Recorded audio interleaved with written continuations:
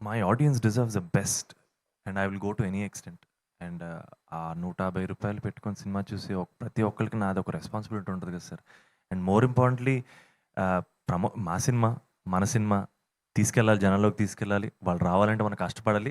And good intent, well intentioned motives తోటి చేస్తున్నాం promotion కానీ, ఈ సినిమా కానీ.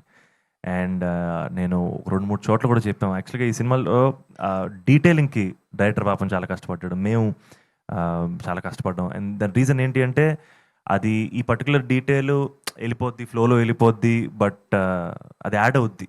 My audience deserves even that single detail.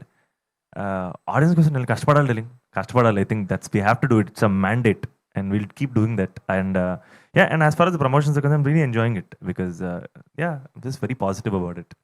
ఎందుకంటే మొన్న ఆన్ స్టేజ్ ఎవరో ఐ లవ్ యూ అని చెప్తే మీకు కాదని చెప్పేసి అది మీరే మళ్ళీ రిపీట్ చేసుకోవడం. పగవాడికి కూడా రాకూడదు సార్ అలాంటి